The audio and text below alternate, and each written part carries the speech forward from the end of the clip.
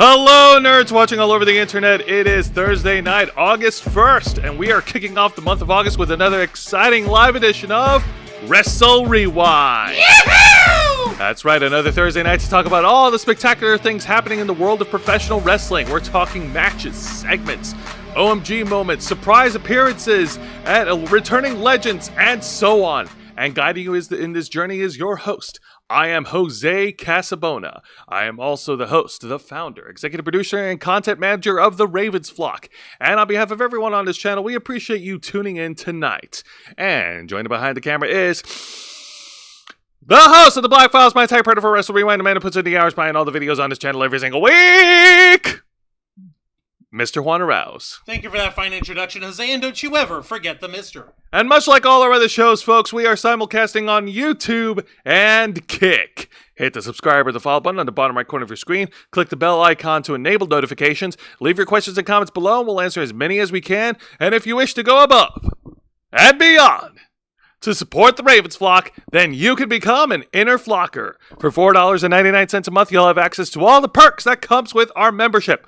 Juan, tell them. Well, for all the Inner Flockers we've got in our chat, and I know we have plenty, go ahead and show off those lovely membership badges and custom emojis, letting everyone know that you are here to help rescue the Ravens Flock from the clutches of late-stage capitalism to become full-time YouTube streamers. Since 2013, we've been working hard and staying strong to make your voice our mission, and the only thing that's standing in our way now is the fact that we have to leave our wonderful lives on YouTube and on the internet behind in order to work regular full-time jobs just to maintain the lights. But there's a simple solution to that, and you can help with it by simply spreading the good word of the Ravens Flock. Tell your friends, tell your family, tell your loved ones, tell your coworkers, tell that one neighbor that borrowed your rake 12 years ago but never gave it back to you. I know that was back when you were living in Alaska. You were wondering, what the hell does he need a rake for? We live in Alaska. And yet, he asked you this even more pertinent question.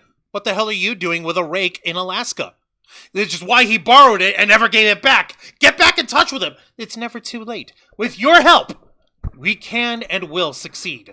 You'll also get access to members first and members only content, a special discount to our merch store, link in the description below, and you also get access to us, the Ravens Flock, your favorite Motley Crue nerds, here to make your voice our mission by providing us your thoughts, your input, your feedback, and your ideas to better shape the future of this channel to suit your tastes and needs. Hey, up in the chat we've got Vicente Guerrero, Aaron Cooper, who hasn't been here in a hot minute, but we're glad to see you once again.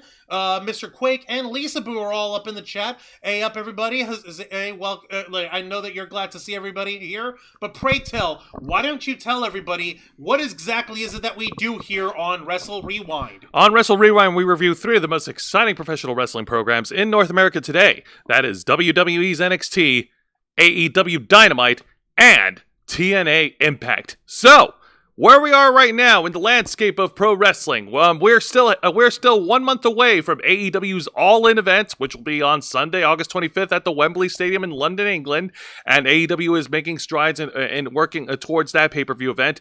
WWE has kicked off their brief visitation on the Sci-Fi, or brief return on the Sci-Fi Channel with the Great American Bash.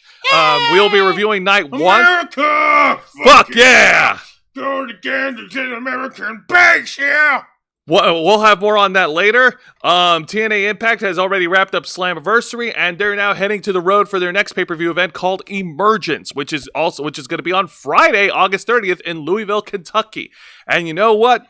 Hey, don't forget the fact that over the past weekend here, Ring of Honor had their one of their big pay-per-view events as well. That's right. Death Before Dishonor. Ring of Honor, Death Before Dishonor, and we have some good honorable mentions that we will mention that we will bring up very shortly. Jeez, this is a lot of freaking content. This is a lot of freaking wrestling, Jose. It's a lot of wrestling, but you know what? I am a hardcore fan, and you can always count on a lot of things with me. Number one, I will never skip a wrestling show unless it's fucking awful, unless Vince Russo's hands are on it. Bro! Number two, I will stay up late and watch as much wrestling content as I can, because you know what? I may be getting old, but there's one thing that I'm in good supply of, and that is glitch energy. You're god dang right over here. We're proud to once again be partnering with our buddies over at Glitch Energy. Glitch Energy keeps you running strong all day long, just like over here at the Ravens Flock with their specially formulated Smart Energy Blend. They keep you caffeinated and energized with zero sugar, zero carbs, 0 calories, and 0 crash. But what's the most important part about Glitch Energy, Jose? You go ahead and you tell the folks. Tell them so they don't forget. The most important part, of course, it's the flavor, the taste. And thankfully, Glitch Energy has got that covered, because if you go on their website, glitchenergy.com, you'll see that they have a huge selection of different flavored combination energy blends, and they're always coming out with new flavors every week. Yep, like we mentioned over here last week, these guys dropped a brand new flavor. They called it Yellow Snow. It's a tropical lemonade flavor inspired by the streamer Frosty. We still don't understand where that came along. Oh, I get it. Frosty, snow, ha, ha. Okay, it took me a minute to Christmas in July. Actually, you know what? Yes. This flavor idea is Christmas in July, because only Glitch Energy would think to give us something like a snowman related, especially considering how blistering hot it's been over the summer. Guys, wouldn't you like to cool down? Go ahead and make yourself some yellow snow and actually make that into a little syrup and make it and serve yourself in the form of like a shaved ice, like Angel said on Saturday. Yeah, do that. That was actually really freaking smart. I am not proud of myself, but I would happily eat a shaved ice of this yellow snow from Glitch Energy. Absolutely. And if you go on their website to glitchenergy.com and use our promo code FLOCKFUEL, you will receive a 20% discount on your order. We, of course, like to thank our Glitch Energy for partnering with the Ravens Flock. Thank you very, very much. And thank you a little extra for sending in the appropriate Karen tears. God almighty. Yeah, I asked for it. I had it coming. I brought it down onto myself. I have no one else to blame. But seriously, if you take a look at these blasted flavors that these guys have got, they've got the Drink Me potion based on the VR game Down the Rabbit Hole, and I was asking for the neon sugar, but they sent me Karen Tears, which is sour grapes flavored, inspired by KOS DFF, but at the same time, like, it tastes good. So yay, I will happily drink the Karen Tears, because screw the Karens. Exactly. Screw the Karens. But that being said, let's go ahead and shift gears right now, because we are going to start by reviewing night 1 of NXT's The Great American Bash. Now, Wancho, ring that bell. I was about to say, don't forget about that. Thank you.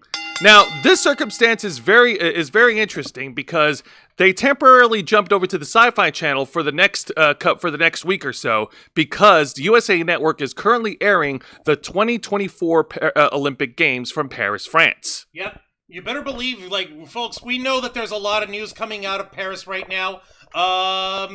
We understand that there's going to be a lot of controversy and a lot of crazy stuff happening, but trust us, we will be discussing it this weekend, this Saturday night, on this week's edition of the Ravens Flock. And you know what? In the spirit of the Olympic Games, I think it's appropriate to bring the Great American Bash. Why not? Yeah, sure, why not? And how about we start off the match with the show with the opening match? Well, actually, first of all, before we get to that, I actually want to nerd out a little bit, because the way they set up the Great American Bash setting in the WWE Performance Center is amazing. Of course, you've got the graphics, the red, white, and blue. You got the table set up with all the American food, the pies and hot dogs and everything. But the one thing they brought back is the red, white, and blue ring ropes. Yay! They brought it back, Quan. They brought it back. You can't begin to imagine how much Jose has been whining to me about the freaking ring ropes. I swear to Bob. Since 2022, I've been tweeting. I've been asking for the return of the red, white, and blue ring ropes, and Shawn Michaels heard me! Yeah, I really do apologize for forgetting about the red, white, and blue ring ropes. It won't happen again. It's okay, buddy. We forgive you, man. You do? No, we don't. But you were cool in that Iron Man match. Oh, yes, thanks. Oh, thank you. Yeah. Alright, so shall we actually get started, Jose? Alright, nerding out is over. Let's get to the review. The NXT Great American Bash opens up with a tag match, player. Holla, holla. That's right. The WWE Women's Tag Team titles are on the line as the defending champions at the bottom, the Unholy Union, Alba Fire and Isla Dawn, take on Jakara Jackson and Lash Legend, representing the Meta-4.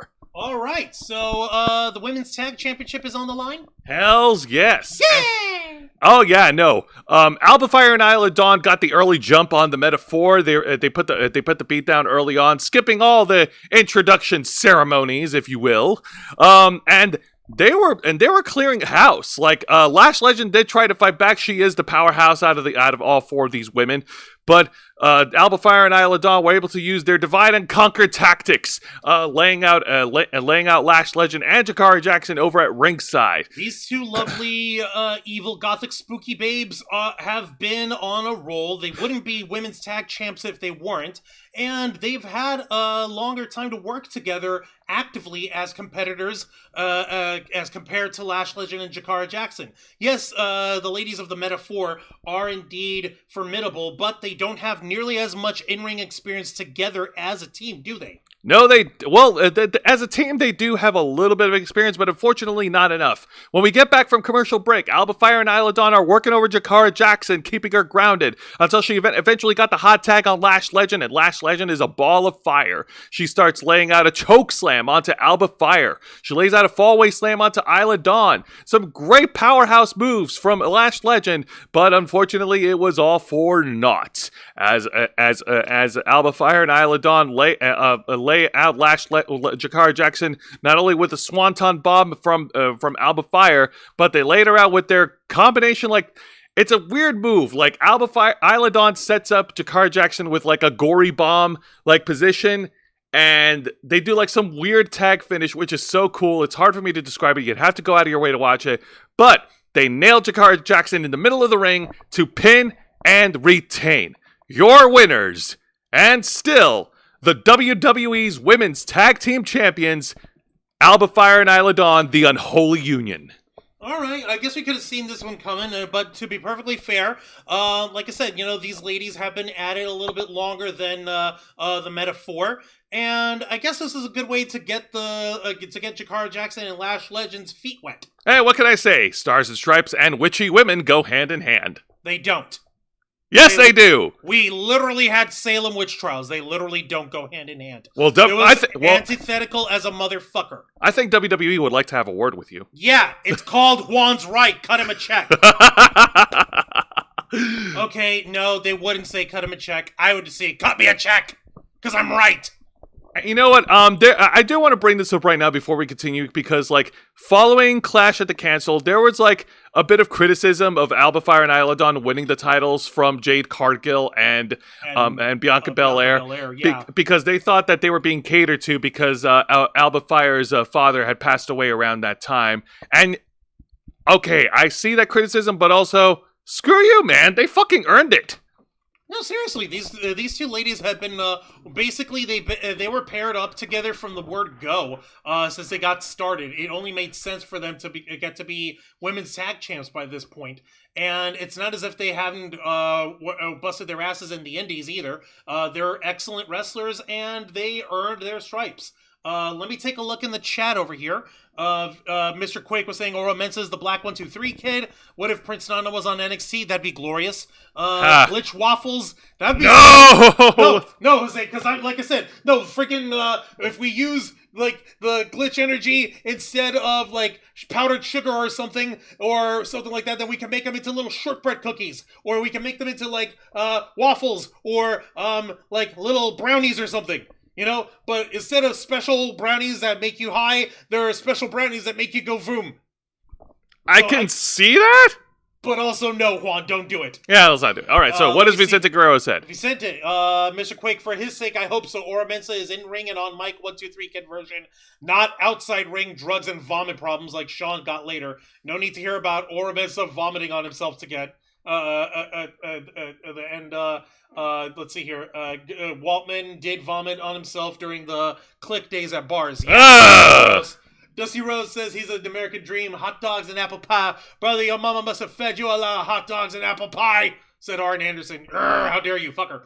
Let me see. Vincent also said, "Hey, Alba Fire or anyone has someone in my family in my family passed away. Yes, cater to them by all means. See, even Vicente Guerrero gets it. Fucking showed some people a little bit of fucking mercy. And I had to disagree with you, Mr. Quick. I don't think Triple H hates NXT 2.0. No, everyone hated NXT 2.0. Oh yeah. Oh okay. Oh no. I had to recollect. Oh wait. Yeah. No, the multicolored shit. Okay. Yeah. I'm not fucking. Yeah, I was about to fucking say where. Jeez, I almost had a lapse in memory. Yeah, seriously, you need to drink some glitch. All right, now let's move on to the exciting match of the night, and this is a one-on-one match contested under British rounds rules as Tony D'Angelo, the reigning NXT Heritage Cup champion, defends against Tavion Heights, representing the No Quarter Catch Crew. Really? So this is being contested under what rules again? British rounds rules, or British rules. So, and we're having this being done by Tony D'Angelo? Yep. You sure about that? Boppity poopy? The Don of NXT? The Don of NXT, Gabagool. I was gonna say, how could you forget the bit, Jose? We've done this since he started! Oh, I thought you'd move on. No! Never! I will never let a good meme die! What the fuck is wrong with you? And yes, an Italiano facing an American for the British rules. I don't get. Boopity boopity bop. Also, I do want to mention that this is the first time in the history of the Great American Bash that a title outside of America is being defended on the show. Like first, it's outside of America. It's an NXT championship, isn't it? The Heritage Cup. Yes, but okay. Let me put it this way: the Intercontinental title was never defended in the Great American Bash pay-per-views back in the 2000s. Yeah. Okay. I'm just saying. Just thought I'd point that out. But anyways, Tony D'Angelo and Tavion Heights. Tavion Heights is another former Olympic competitor who's recently joined the No Quarter Catch crew after replacing Damon Kemp. Fired. Fired. Yep. So Tony D'Angelo. Yep. Both these guys square up. On the first fall, no one was able to score a point. And the second fall shows up, and Tony D'Angelo and Tavion Heights are still duking it out. But the scoreboard is still reading eggs. And then by the time we get to the third fall, Tony D'Angelo was able to launch a flurry of offensive moves against Tavion Heights and was able to score a point against him.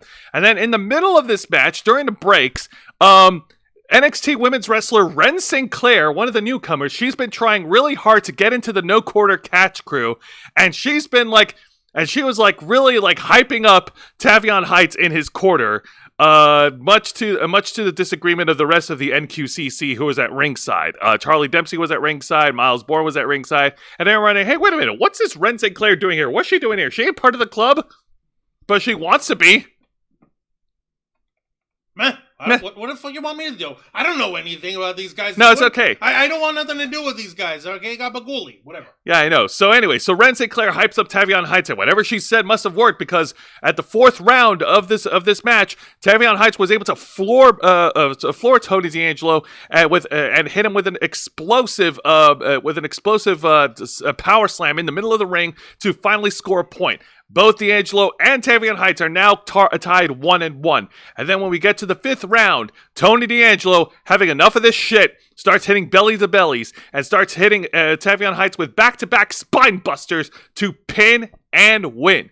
Your winner, and still the NXT Heritage Cup champion, Tony D'Angelo, the Don of NXT, the Italiano, the still champion. Yeah, Gabagoolies. That's what you gotta do. You gotta play up the stereotype. Forget about it. A little cannoli. You gotta have a little caprese over here. Boppity boopy. Boppity boopy bop. God damn, Jose. It's like I gotta fucking staple instructions to your forehead or something, man. What the fuck? Actually, I do have a stapler. Should I go ahead? No. Are you sure? Wait, hang on a minute. It worked on Blood and Guts. Mr. Quake is making a claim that Booker T is Mr. Great American Bash. I'd have to backtrack my history, and I'll have to dispute with that. Wasn't there a best of 7 series in the SmackDown days? Booker T versus Chris Benoit, or was it best of 5? One of those two that it culminated at Great American Bash and Booker won. It culminated. Yes, it was with Chris Benoit back in 2005 or 2006, and yes, it did culminate with Booker T winning. And Booker T also had another best of 7 match against Chris Benoit back in the WCW days, in which Booker T won as well. So there is an argument, and yes, Eddie Guerrero did lose at the Great American Bash in 2004 in a ironically by a dusty finish, with JBL winning the WWE title. Mm-hmm. And Texas bull rope match. Vicente Guerrero saying British round rules of wrestling were strange. Watching World of Sport shows from the 70s and 80s off of YouTube. The refs make 10 counts anytime one guy is laying on the mat. They used to be weird. That's so weird. It is very, very weird. So fucking weird. Now, let's go ahead and move on to the exciting segment because we're all waiting for it. We're all waiting for it. Get your phones out. Get ready to wave your hands in the air and get ready to say his name as Get ready to fucking believe, people. Get ready to say his name as he appears because we believe in Joe Hendry. Yeah. It's official. Joe Hendry makes his in-ring musical debut for NXT in a special Great American Bash concert. That's right. This prestigious man from Scotland. This wonderful hero to the masses. A man who is 252 pounds of pure motivation. The answer to all of life's problems. Believing in Joe Hendry. And nothing screams America like a freaking rock concert. Right, exactly. And let's be honest here, folks. Joe Hendry is an international sensation. We have adopted him into Americana, into the fabric of Americana by pure dint of him getting himself over just with mimetic power. Like, if we could get Zayana, Dragonfang, and K-Storm to believe, then anyone can believe in Joe Hendry. Absolutely. And I also want to point out that he's been doing this for a long time. This isn't just something that just came up last year. I actually looked up an old clip from Wrestling with Regret where Brian Zane shot a vlog when he was temporarily working for Ring of Honor. It was for Ring of Honor Final Battle 2019 or 2020. And Joe Hendry, he was doing it back then, albeit he had short black hair. And he's been doing it for a very long time. He's been doing it in Ring of Honor. He's been doing it in the independent circuits over in Europe. He's been doing it in TNA, and he's now bringing it to WWE. Yay! Just don't go to AEW. Tony D'Angelo, thank you for the belly-to-belly suplexes. Love seeing that move. Now Tony may owe Shane Douglas some money. I'm not going to get... Shane Douglas owes a lot of people money. Gallus hates fun. Well, we'll get to Gallus in a bit. Yeah. So, in this concert, he did sing, and no, it wasn't a parody off of any popular songs like Creed Higher. Like, it wasn't the AJ Francis apology song, because, let's face it, that was, like, the best one that he's done, in my opinion. Bar none. Let's just put it this way. You can get away with a lot more on TNA in terms of copyright infringement or parody songs or whatever. But you know what? It's okay, because he still sung his song. He still ran down Gallus with his musical lyrics. But not before getting to Booker T over there for being the president of the Joe Hendry fan club. I like how he stayed quiet the whole time. Like, come on, Booker. You can't come up with something on the fly? No, seriously. Booker T couldn't fucking even like, oh, what a ridiculous thing, or give me a break. This guy's got nothing, or nothing. Fucking quiet. Tony Khan could have come up with something. He could have at least... Racist. No, I don't fucking know. Tony Khan could have at least said, I'm not going to comment on that. Yeah, it doesn't serve me. It doesn't serve me. I'm not commenting on that. He could have at least said that. Some fucking thing. No. He doesn't even fucking do anything. Fuck you, Booker. But that being said, still a great concert. The fans loved it. They got out their cell phones and they were waving it in their ears. Yay! And it was such an amazing song running down Gallus. And just as he was calling for an encore, out comes the Scottish faction Gallus, who crashed the party and laid out Joe Hendry in the middle of the ring and El Kabonging him in the back with his own guitar. With his own guitar. They jumped him and they smashed a guitar upon his back. Son of a bitch! Fuck you, Gallus. But mostly, fuck you, Booker. I know. Ugh. Like, listen, I've made my feelings clear about Booker T. I find him ridiculous when he's on commentary, and the fact that he just no sells nothing, not even a hammy fuck you reaction, there's no smarm, nothing from Booker. What the fuck is his problem? Like, dude, give us something, man. Jesus. Anything. Fucking hell. All right. That's the one thing that kind of kills it for me. Not the fact that, like, we know Gallus doesn't like Joe Hendry. We know that Gallus was going to try and beat him up. And we understand why they don't like him, because they think that he gives Scotland a bad name because he's a mimetic wonder, and they're not. So that's them just being jealous. Booker's got no excuse. His fucking job is to fucking hype up bad guys and fucking run down baby faces. Alright? He's supposed to fucking run down the babyface. What the fuck? Nothing. Oh, man. Booker, you're an excellent wrestler. Shut the fuck up. Visit girl saying, Booker T would have been more likely to comment if he got asked by fans. So tell us how you kicked Batista's ass. Then the story lasts 10 minutes. God, seriously, Jesus Christ. Yeah, Get him on that, he'll talk your ear off. Ugh. Booker, you're an excellent wrestler. That's all we got. That's all I'm gonna fucking say. All right. Fuck you. Now, here's the thing. Here's the thing, Juancho. We're also trying to fill in time, so we've got 6 other women from the NXT locker room. Let's put them together and let's group them up in a 6-women tag match, playa. The teams of, on the top, we have Fallon Henley, the undashing JC Jane, and Jasmine Nix. No, they didn't name her. I'm naming her because, face mask. And versus the team of Carmen Petrovic, Sol Ruka, and Lola Vice. Lola Vice. Yeah. Lola Vice. Unfortunately. I'm a believer of Lola Vice now. I'm sorry. I can't help it. She's got that ass. I'm a believer of all these women. They're all pretty good. For real. But that being said, Lola Vice because she got that ass. But that being said, this was more of a meh match because, I feel like this was something we need to give these women something to do. We got to fill in time. And it was a good 6-person tag match, Sol Ruka, she hit her spots. She did her surfboard rave onto Fallon Henley, which I got a kick out of watching because it's funny. And And Lola Vice, she got a chance to hit her roundhouse kicks and floored out all the baddies in the middle of the ring. I'm gonna be honest with you.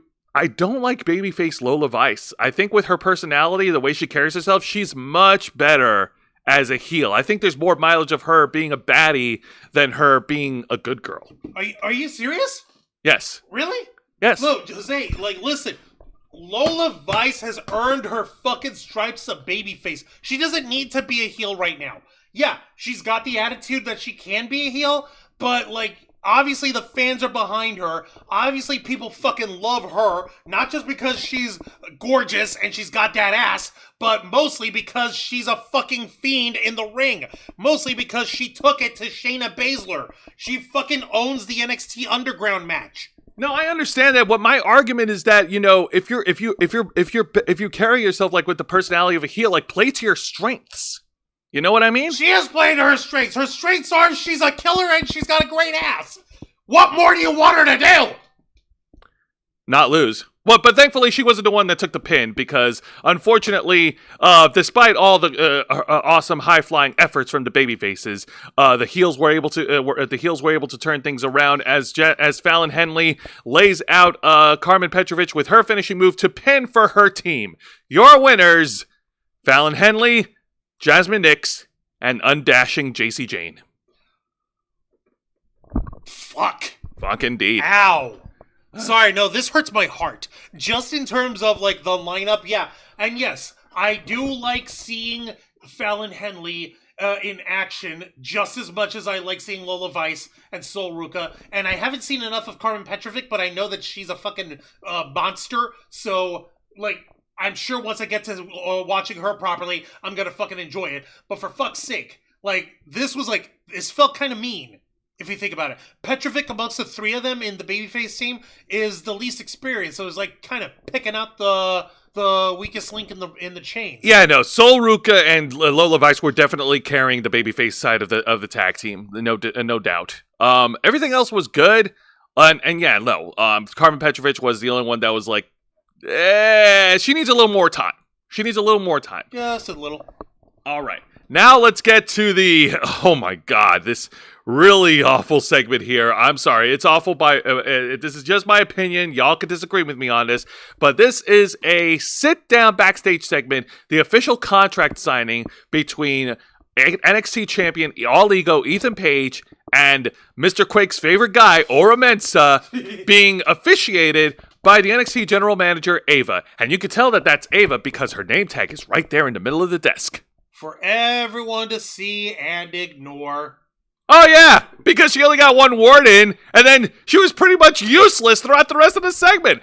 Ethan Page and Oro Mensah did some back-forth trash talking, and she was just sitting there and just letting it happen. And honestly, it shows how ineffective she is as an authority figure. Like, you could tell me... Okay. Question. Yes. Did they come to blows right away? Thankfully, no. Then what the fuck is she supposed to be doing? I don't know. She's there to officiate. She's there to make sure that these two don't try and exchange fists, with each other, preemptively. She did her job. What more is she supposed to do? Yeah, but she didn't even say anything at all. She didn't even get a word in. She only got one word in throughout the whole. What was the word? Just like, okay, here we are, and that's it. That's not one word. All right, whatever. 4 words. 4 words, whatever. She got 4 words in, Jose. You're trying to diminish 75% of Ava's work. Oh. You apologize to her. Oh, suddenly we're smart in mathematics, are we? Maybe. All right, determine the velocity. The velocity of what? You didn't throw it. Shut up. Of course I'm not going to throw it. Of course I'm not going to throw it. This is your albatross. Ava only got 1 word in while sitting in a room with a guy named All Ego. Not really shocking. But that makes perfect sense. Like, what the fuck is she going to do? Like, okay, all right, boys, so we're here. Let's get this settled and in and out of the way. What is she, like? Are we expecting her to like cut the two of these guys off? Or whatever? Well, not cut these 2 guys off, but I mean, like, get in a little bit more dialogue. What? Like, do what, though? Okay, what? All right. You know what? We're getting a little sidetracked.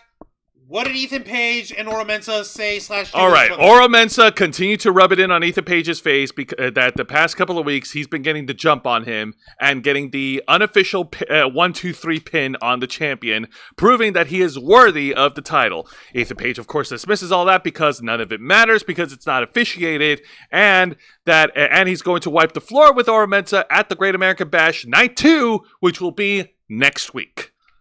All right, see, there you go. So, like, I think another criticism I have is that this is a backstage thing. It would have been, they could have soaked in the crowd, like the live crowd excitement if they just had the contract signing in the middle of the ring. You sure they couldn't have, like, still had other shit happening? I mean, yeah, I understand, but there's other shit happening on the middle of the show. There's only so much they could do. Oh yeah, that's true. We got to fill in the time for the 6 women. Yes.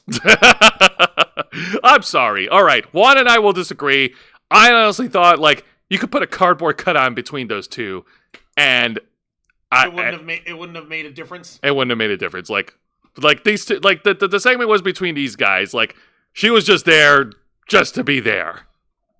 That's my opinion.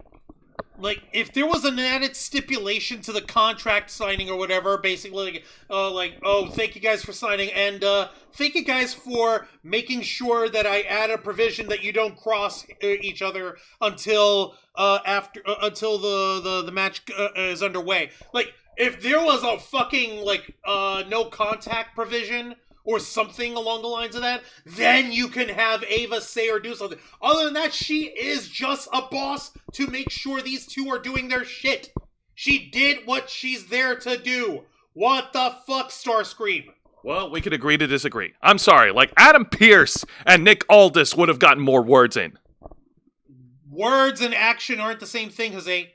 Fine, whatever. Moving on. Sorry, that segment did nothing for me. Now let's get to the main event of night 1 of the NXT's Great American Bash, and this is a one-on-one match for the NXT Women's Championship as Roxanne Perez defends against Thea Hale, representing Chase University. Yay!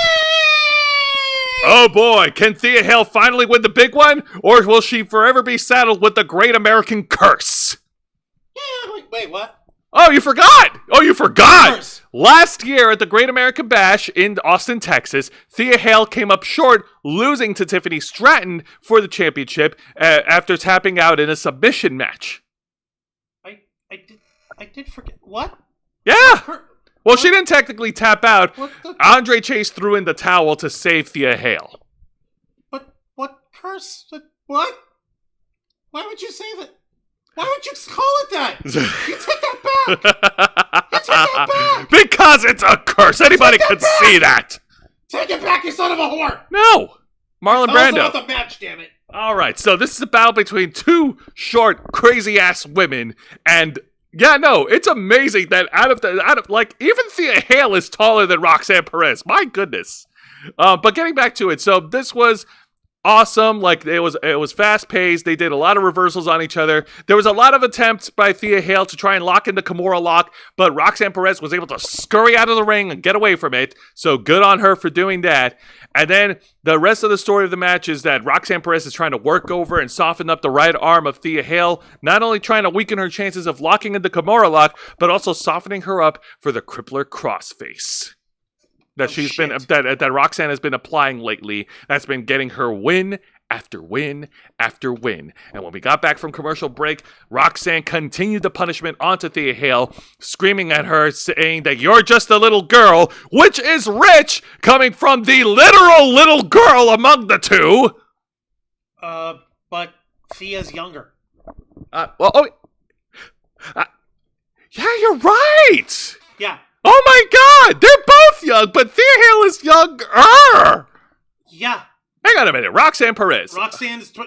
Okay, that's not that much of a difference now that I'm looking at it. Roxanne Perez is 22, whereas Thea Hale is 20. Nope, Google search it. I don't believe it.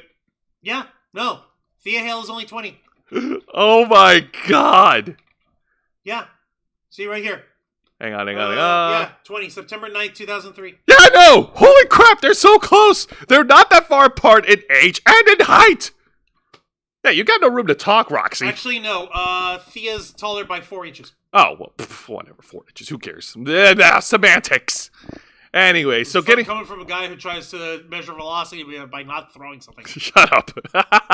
So, after being trash-talked, Thea Hale fires back. She hits a comeback onto Roxanne Perez, and she goes for that bottom rope senton, which is so awesome to see. And then she tries to lock in the Kimura lock. Roxanne Perez, of course, counters, and then locks in the crossface. But Thea Hale was able to break out of the submission hold. And then after some more back-and-forth action, and thankfully no ringside chicanery from Ridge Holland. Or anyone else for that matter. I mean, who's going to come to Roxy's rescue? Exactly. Shut up, Ridge Holland. Nobody likes you. Roxanne Perez was able to transition from the crossface and hit the Pop Rocks to pin and retain. Your winner, and still the NXT Women's Champion, the Prodigy, Roxanne Perez. Is there anyone who can stop her? Is there? I don't know. She pretty much floored everyone. It's insane. That's scary. That is definitely scary. See, okay, I wanted my special Genki girl to win. I wanted the specialist crazy girl to win. But she didn't win. If you want to get technical, they both... if you want to get technical, Juan, both these women fit the criteria. Yeah, no, except Thea Hale fits it better. Oh, okay. Okay, you're right. Oh my goodness. Yeah, no, at this point, it is really sad that Thea Hale wasn't able to win this time, but never say never. There'll be other chances in the future, and I believe that she'll have another chance. But in the meantime, Roxy's proving why she's nicknamed the Prodigy. She's proving why she is a dominant competitor in the squared circle, and I will not deny that she's got the skills that fit the bill. Absolutely. So Roxanne continues her reign as NXT Women's Champion, while unfortunately Thea Hale is saddled with the Great American Curse. Quit calling it that! It's a curse. It's rude! You call that shit a curse? Well, all right. Let me ask you. No, let me ask you. All right. Is this a curse to you? Huh? You want to be cursed, Jose? We can get you cursed properly, Jose. God. I miss Danhausen. I miss Danhausen. Fuck. All right. How dare you? Tell me when I'm lying. It's not a curse. That she lost in the Great American Bash this year and last year? It's a coincidence in booking. All right? We can have this discussion next year if she has a match in Great American Bash. And if it happens then we can talk about it being a curse. But not before. Okay? Stop it. All right. I'm moving on. Let's move on from NXT. And before we get into the review of this week's edition of AEW Dynamite, yes, let us talk about this year's annual pay-per-view event of Ring of Honor, Death Before Dishonor. Alrighty, so where did this take place, and who were the belligerents in this conflict? Yep, this year's Death Before Dishonor takes place at the Esports Arena in Arlington, Texas, which AEW is currently operating out of and filming a lot of their shows for Saturday's Collision and Ring of Honor TV. I mean, Ring of Honor Wrestling, because you can't call it TV. You can't call it TV. It's silly. Steal. Alright, so the Ring of Honor World Champion Mark Briscoe, that boy, versus Roderick Strong. That's right. For the past couple of weeks, I had to backtrack and watch a lot of Ring of Honor content. And to put it short, the Undisputed Kingdom, sans Adam Cole, has been running rampant onto Mark Briscoe. And Roderick Strong is the #1 contender for the Ring of Honor World title. Fun fact over there, Roderick Strong is also a former Ring of Honor World Champion himself. Good for him. Hells yeah. And this main event was definitely did not fall short of expectations. Sorry, I had to belch there. Really? No, Mark Briscoe and Roderick Strong started off by doing reversals on each other. Mark Briscoe, of course, getting fired up and getting the early offense in against Roderick Strong. And then as we get to the middle of the match, Roderick Strong and Mark Briscoe battle it out at ringside until Roderick Strong was able to hit Mark Briscoe headfirst onto the ring post, causing Mark Briscoe to bleed buckets throughout the rest of the main event. Ow, shit. That sounds gnarly. Sound Mind's in the chat, by the way. Hey up, Sound Mind. Welcome to Wrestle Rewind. Reach for the sky, boy! Reach for the sky, indeed. Also, continuing from what was in the chat earlier, Vicente Guerrero, Ava sure as fuck is not her dad on the mic, but in her defense, nobody is. Vicente is she's more like her mom. Really? I've never heard Dana. What was that? Was her name, right? That's her name, Dana Johnson. No, Simone Johnson. No, yeah. Oh, you mean the mom? Yes, their mom. I forgot the name. Whatever. Okay, point is, yeah, no.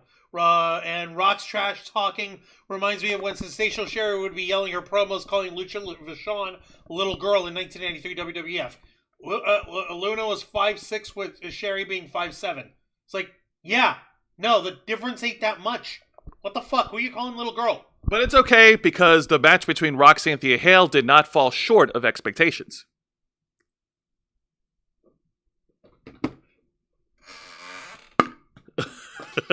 Stop it. And speaking of not falling short of expectations, this main event match from Ring of Honor was also a banger as Roderick Strong continued the punishment and lay out the backbreakers onto Mark Briscoe. Mark Briscoe was able to make a fiery comeback, channeling his inner redneck kung fu to lay out Roderick Strong with his comeback, and then eventually going over to the top rope and hitting the frog splash elbow drop to pin. And well, actually no, before we get to that, we got the small little interference from the Undisputed Kingdom of Matt Taven and Mike Bennett, who tried to interfere. Yeah, assholes. Yeah, they're assholes. They tried to interfere, but then Kyle O'Reilly, the former Undisputed Era member, ran down to the ring and sent the Undisputed Kingdom running, and that allowed Mark Briscoe to take advantage to hit the froggy leg elbow drop to pin and retain. Your winner and still the Ring of Honor World Champion, Mark Briscoe. Thank fucking God. Listen, Mark Briscoe is a fucking badass in the ring. He has not come across anyone who's remotely at his level when it comes to actual contendership for the Ring of Honor World Championship. Roderick Strong may be a former champion, but he doesn't have the same sort of nerve and the same sort of guts that Mark Briscoe's been showing. Even with Undisputed Kingdom showing up all here, it's freaking nuts. Exactly. So, yeah, I'm glad that that boy over here is still champion. Exactly. I also want to send you a picture of like the stage setup that they have for Ring of Honor and Collision, because I'm not going to lie, I actually like the way it's set up. It looks really cool. Yeah, I've seen it. It's nice. It fits. Yeah, exactly. It suits them. I don't know. There's something about like the bottom part of it that actually like pops for me. Like, the esports arena actually looks good and appropriate for AEW. They should film all their stuff there. But not Dynamite! Actually, yeah, film Dynamite there. Nah, bro, we gotta take Dynamite. Why not? Because Dynamite's their number one show. We can't have them showing up in just a small venue in Texas. Prick. Yeah, I know. Well, hey, listen, if I don't say it, the Young Bucks will fucking say it. Speaking of which, let's get to this week's edition of AEW Dynamite. Light the fuse, hit the boom, Dynamite! Before we get to that, Vicente Guerrero said, Mars Briscoe bleeding so much changed the Briscoe catchphrase for one night, not reach for the sky, boy. Now more like run to the blood bank, boy. Transfusion night. Ow. Wow, Vicente. Also, Jordan Kirby's in the chat. Hey up, Jordan Kirby. Welcome to Wrestle Rewind. Oh, hey, Jordan Kirby's a fan of Roderick Strong. He's over here chanting, Roddy! Nope. Roddy didn't get it. All right. So, this week's AEW Dynamite opens up with, of course, a promo segment from the self-proclaimed American champion, Maxwell Jacob Freeman, MJF. You could just call him MJF.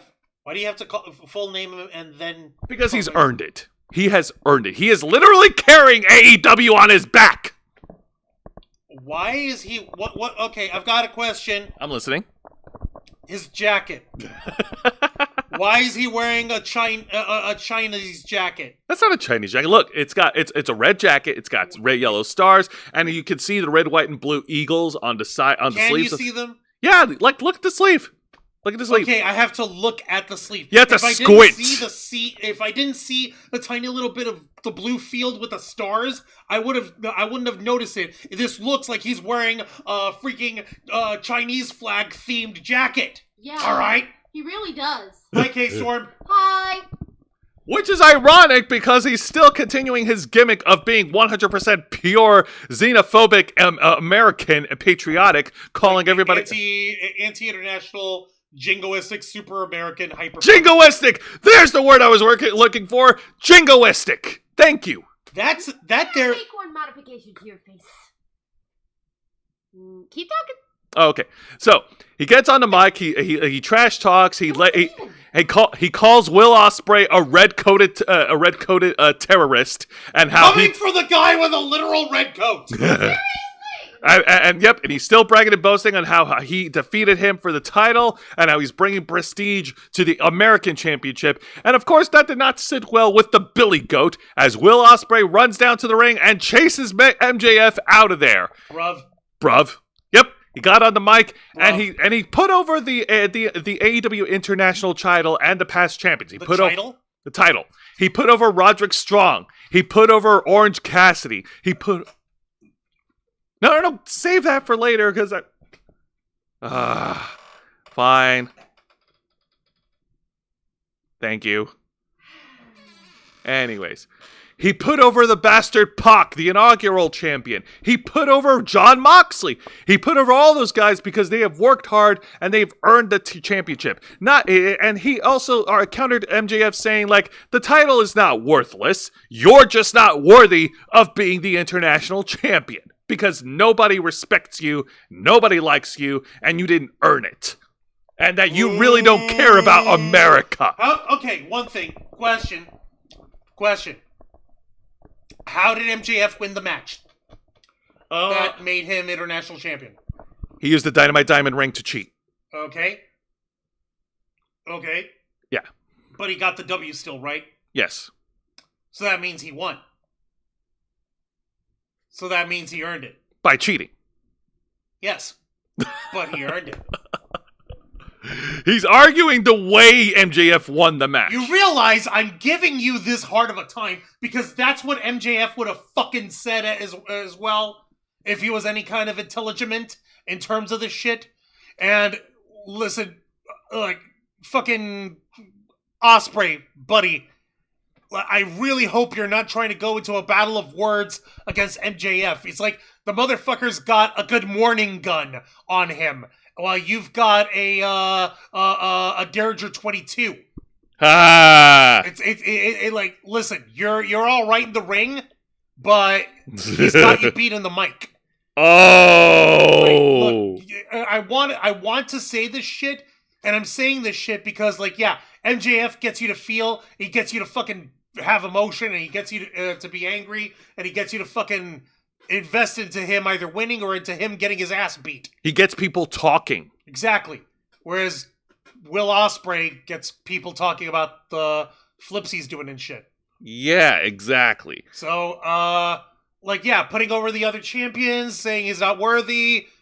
Like, he still won the match, buddy. You still lost it. You have to prove that you're right and that he's wrong. How are you going to do that? How? Oh my god. How? But that being said, no worries, because guess what? Because MJF gets on the mic, he calls the South Carolina fans traitors for cheering Will Ospreay, and he introduces Will Ospreay to his opponent, which is the Murder Hawk, Lance Archer. Wait, the opponent for him on the spot right there? On the spot, right there and there. That leads to the exciting match of the night, because this was definitely an awesome match to behold, and it was freaking fun. It's a story of power versus speed, big versus little. We've seen this before, but this is just as exciting. And of course, and it was absolutely amazing with Will Ospreay countering Lance Archer's monster momentum and with his own variety of aerial moves. He hits an avalanche Spanish fly from the top rope and like, here's the thing.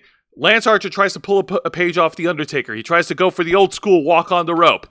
Will Ospreay intercepts him, cuts him off, goes over to the second rope, and then hits an avalanche Spanish fly, a backflip Uranagi slam. Nice. Yes, but That's unfortunately... not overplayed at all. One thing, wasn't Lance Archer bald before? No! You sure? He's always had dreadlocks, dude! Where have I been? No, better question. Where the fuck has he been? He's been wrestling on AEW Rampage and Collision. Oh, that explains it. Actually, no, Rampage, I'm sorry. So he hasn't been wrestling. I'm sorry. Yeah, unfortunately, no. And make no mistake, Lance Archer was no slouch. He definitely tried to lay out Will Ospreay. Will Ospreay was able to kick out after 2. And Will Ospreay laid out another variety of offense, countering Lance Archer's power slam into a spinning tornado DDT in the middle of the ring, spiking his head into the canvas. Fuck yeah. And then in the final moments of the match, Will Ospreay was able to lay out Lance Archer with the hidden blade to pin and win. Your winner, Will Ospreay. Yay, good for him. And then after the match, but unfortunately, Will Ospreay didn't have time to celebrate, because after the match, out comes MJF, who puts the hurting onto Will Ospreay in the middle of the ring, and he's cocking his fist with the dynamite ring locked in and loaded, ready to lay him out, until Will Ospreay was saved by not just a friend, but a brother at heart. Kyle Fletcher, who used to wrestle alongside Will Ospreay. They were both part of the faction called the United Empire. And Kyle... I remember that. Where the fuck were they? Wasn't the United Empire part of New Japan? Yes. Okay, so it was Kyle Fletcher, Will Ospreay, and who else?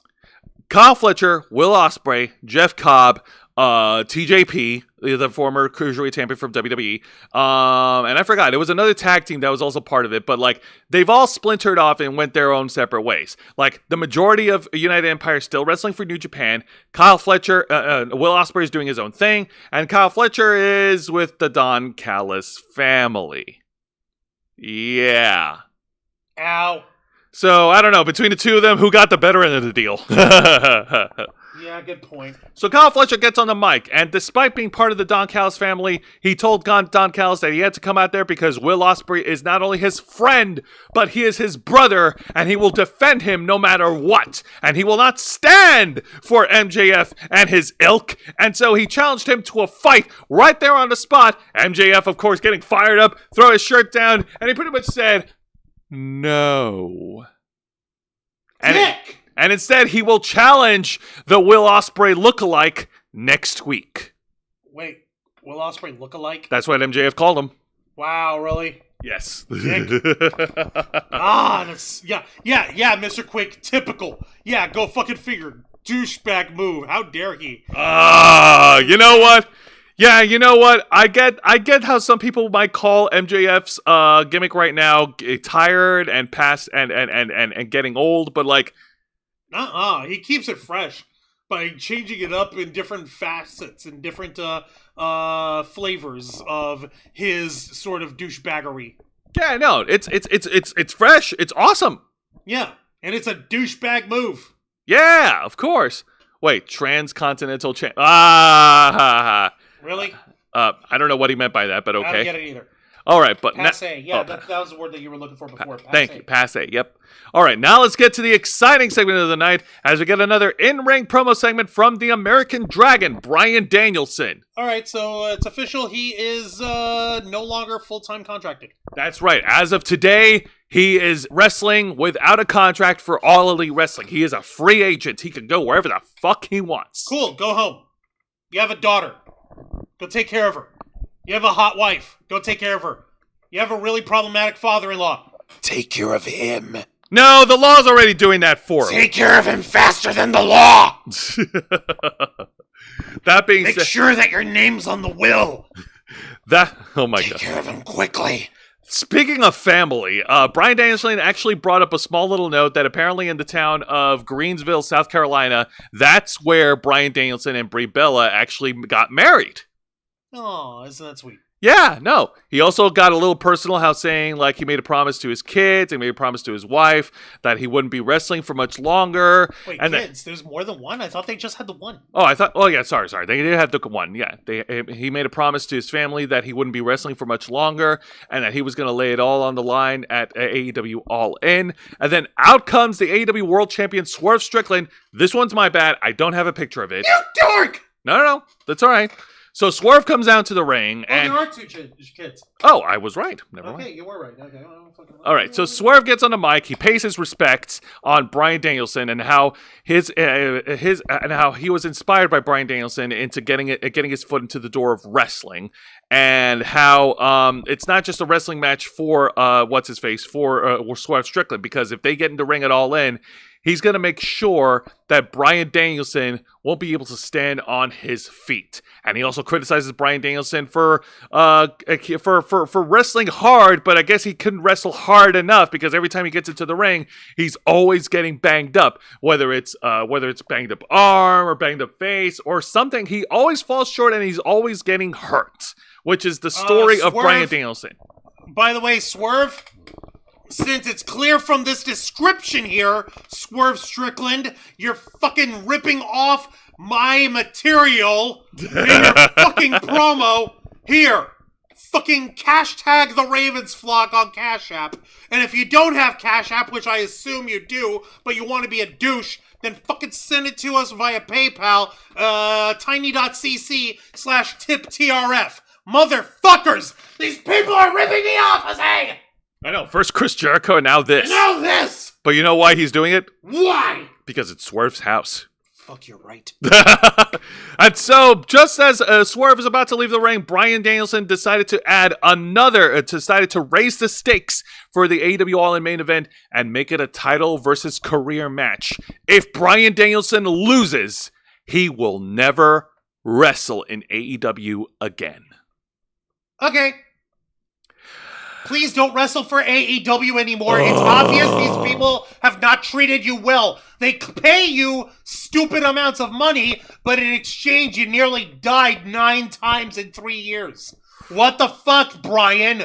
There's only so much stupid I can excuse. There's only so much I can attribute to post-concussion syndromes. Fuck, man.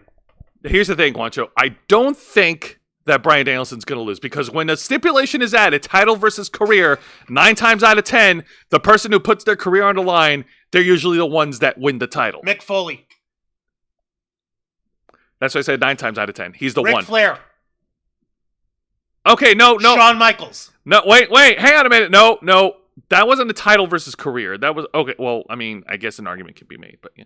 Well, that's why I said 9 times out of 10. Because most of the time it works. That was 3 times out of your 10. That was like so sick. No, that was 7 times out of your 10. Okay. All right?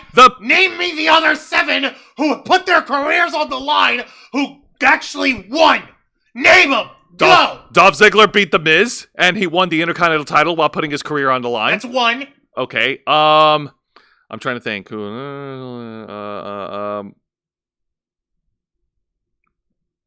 I can't think of anything. Why are you gonna put me on the spot like that? That's because not fair. if you're gonna make these fucking kind of whack ass, crazy ass, horrible ass, ass fucking claims, you better come correct with the facts.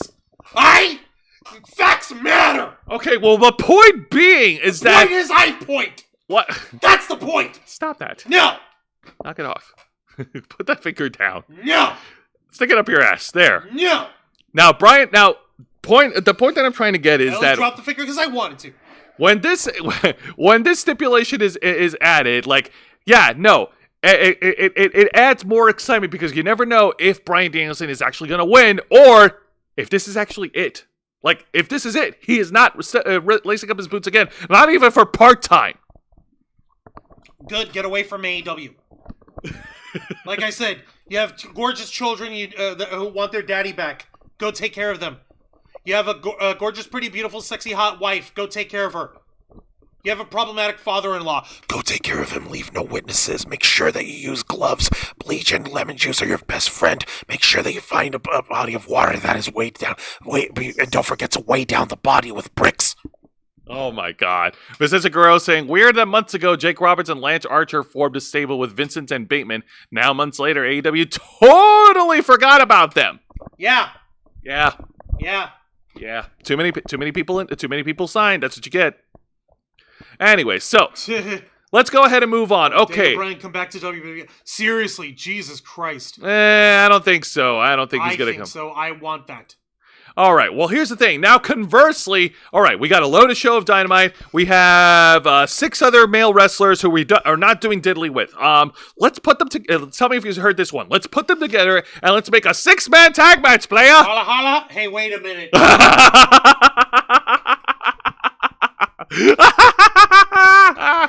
Really? Yep, in the note for note repeat of NXT's Great American Bash, we got a 6-man tag team match, player. And as the teams of the bad guys to the right, the Beast Mortos, the former Black Taurus from TNA, teams up with Roderick Strong and Roosh versus the teams of, well, they're calling themselves the Conglomeration. My God, it's such a stupid name. That's weird. Yes. That is Tomohiro Ishii from New Japan Pro Wrestling, Ring of Honor World Champion Mark Briscoe, and freshly squeezed Orange Cassidy.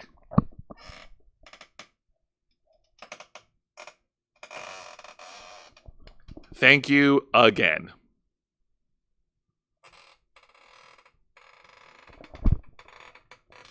Who? Yeah, exactly. And once again, this is just AEW trying to fill in the time to put in a 6-person tag match, much like WWE did with the women. All right, but I'm not going to downplay it. I'm not going to downplay it too much, because it was a fun 6-man tag. Each guys were able to get their shits in. Roderick Strong was able to get his shit in with his freaking backbreakers. Tomohiro Ishii, of course, selling a lot of the moves, still showing why he's the strong, like, Stone Pitbull, not selling any of the shots. What's his face? Mark Briscoe gets in and he does his redneck kung fu shtick, and he does the frog splash elbow drop onto Roderick Strong, so that was fun.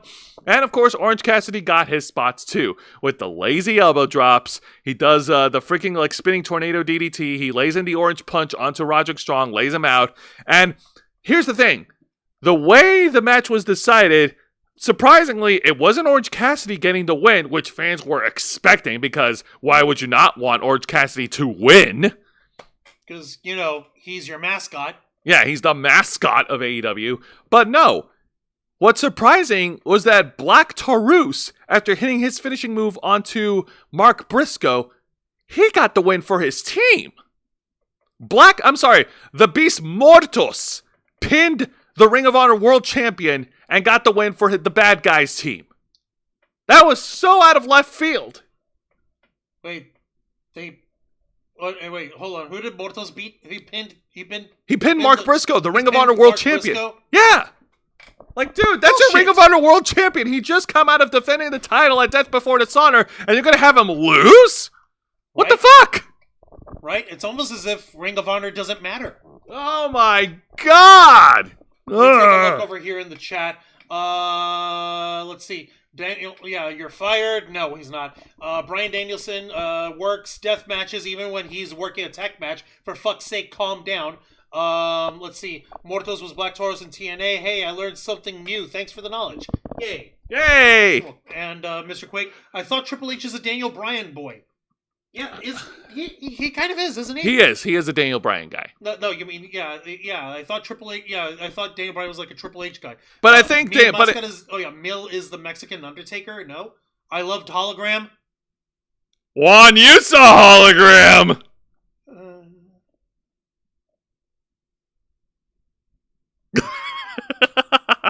Dear God, Triple H needs to buy Ring of Honor and TNA. No, let's keep keep TNA its own thing.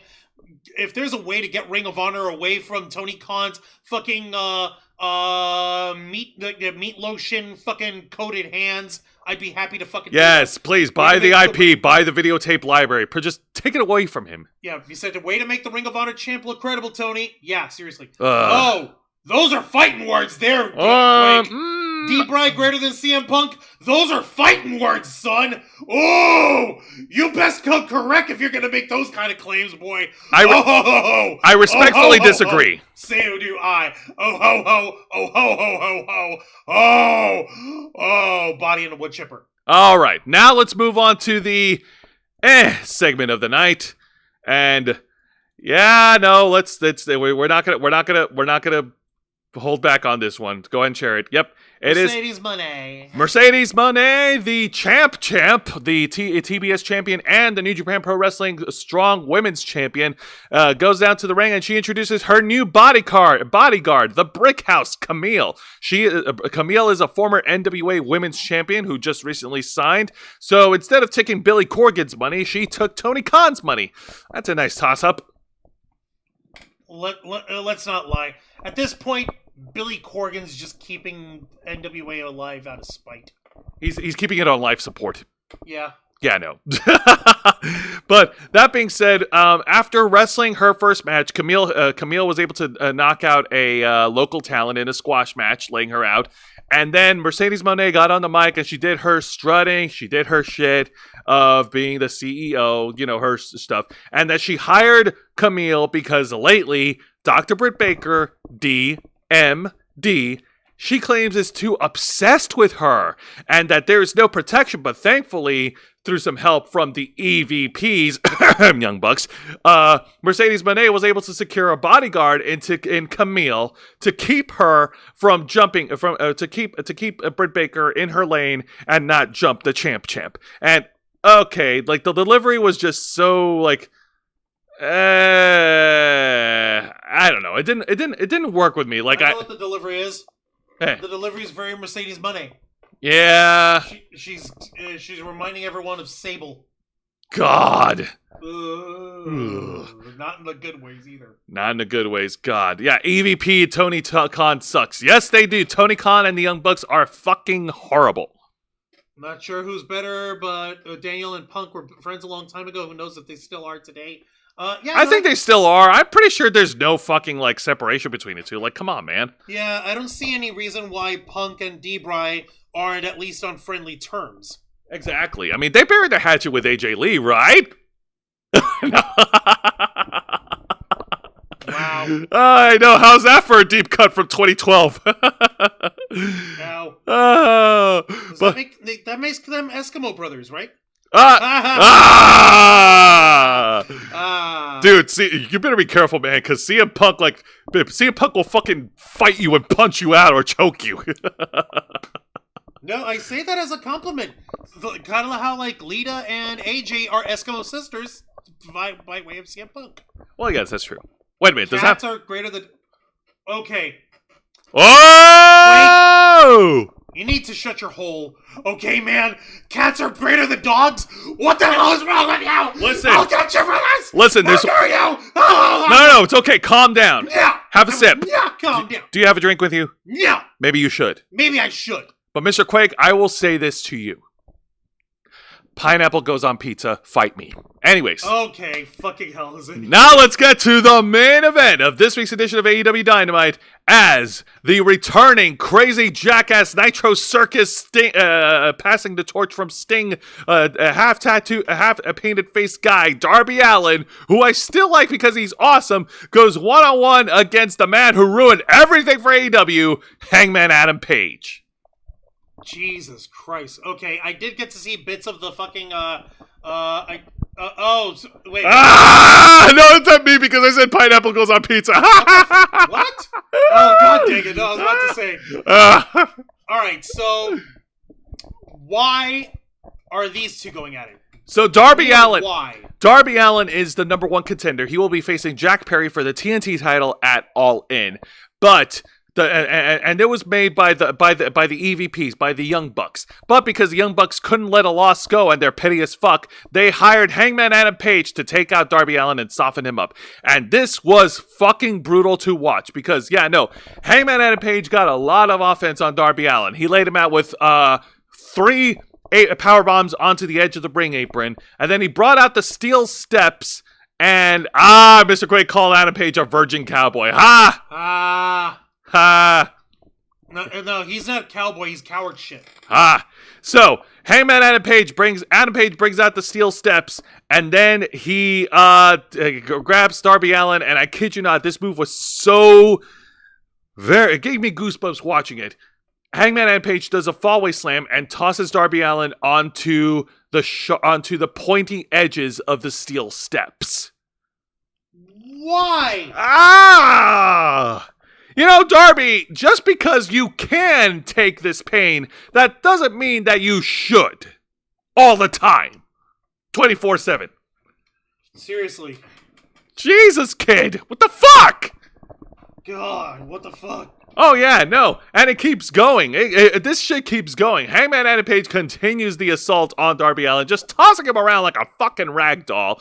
And then, at one point, both these guys were battling out at the apron. Hangman Adam Page was about to lay out a pile driver from the ring apron onto the floor, but he decided that he wants to do double the damage. So he brings out the same steel steps, and it looks like he's about to do a pile driver onto Darby Allin onto the steps, but then Darby Allin grabs Hangman Adam Page from the legs, and Adam Page falls back first onto the steel steps, and Darby Allin continues the offense. Also, I do want to point out that earlier in the beginning of the match, these two brawled it out all the way over to the entrance ramps, and Darby Allin did a coffin drop from on top of one of the entrance portals onto Hangman Adam Page.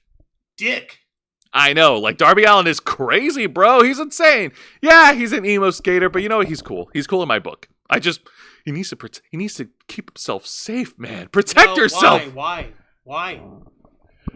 You don't have to live life on the edge. Yes, he does. The straight edge. Oh God, you're right. Yeah. Yeah, I know. I'm sorry. So I'm not fucking sorry. So, Hangman Adam Page continues the fight. He lays out Darby Allin with the buckshot lariat, but Darby Allin was able to kick out. And then And then he lays out the Deadeye onto Darby Allin, but Darby Allin was able to kick out again. And just as Hangman Adam Page is about to go for another buckshot lariat, Darby Allin falls, collapses in the middle of the ring. Hold on. No, here's what's up, Jose. That's not exactly what happened. There wasn't an extra pin. You have to remember. Listen. Fucking, what do you call it? He didn't just hit him with one Deadeye. He stood back up and then dropped Darby with a second Deadeye. Oh, yeah, that's right. After that, he didn't pin him. Oh, no, he didn't pin him. He walked around. He stalked Darby Allin. He kept his freaking drunken ass eyeballs locked on Darby's half animated corpse. And while Darby stood back up, and then Hangman went in, tried to go for the buckshot lariat, but before connecting, Darby fainted. Darby fainted and collapsed. So Hangman Adam Page takes the advantage. He tries to bring him up arm first. Yeah, and then then he tries to grab him and do a lariat from right there on the spot. But then Darby, out of nowhere, rolls up and was able to steal the victory, was able to pin Hangman Adam Page in the middle of the ring.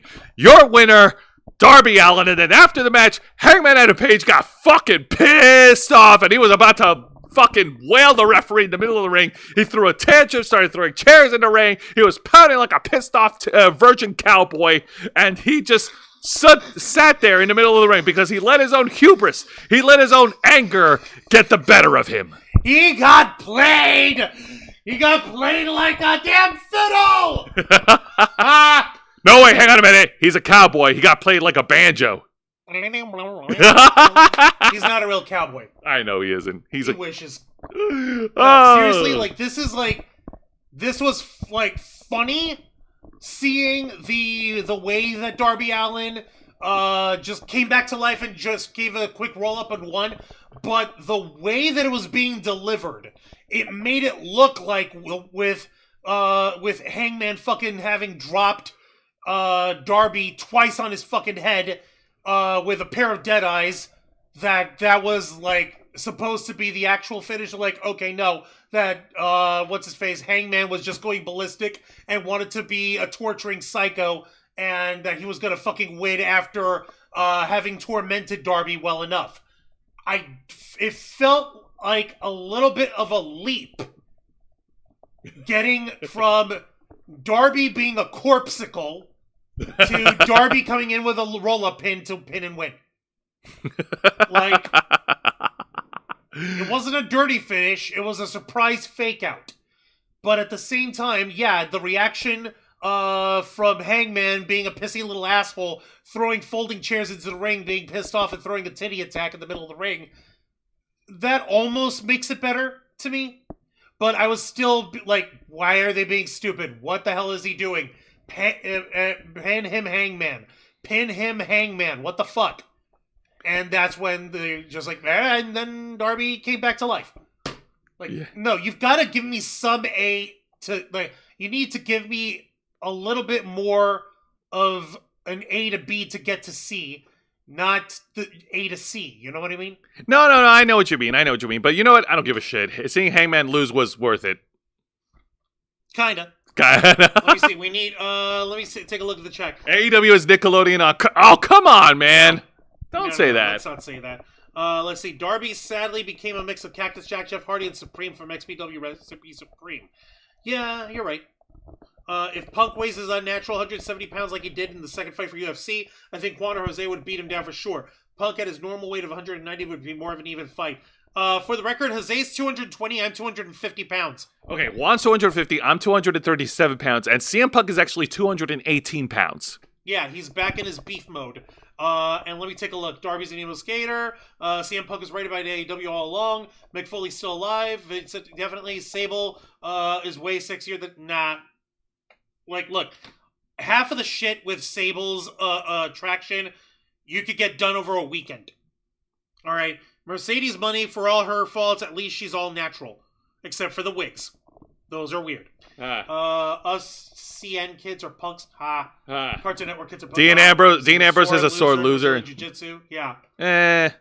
I can't really comment on that. I haven't seen him do any Brazilian jiu-jitsu. Marine comes home for Sasha. Now this. Sorry, go ahead. Yeah, no. But no, I can't really say anything, and I will point out that Jon Moxley right now is taking time off from AEW, so he's been giving his fucking much-needed vacation! Jesus! Get away. How can we miss you if you don't go away? This new pissed off Adam Page and Jack Perry is almost hard to bite, as he said to Hangman is more believable as a badass than Jack Perry, right? Yeah, he is. He is more believable. I don't know. I feel like both... I just don't like both of them. They both suck.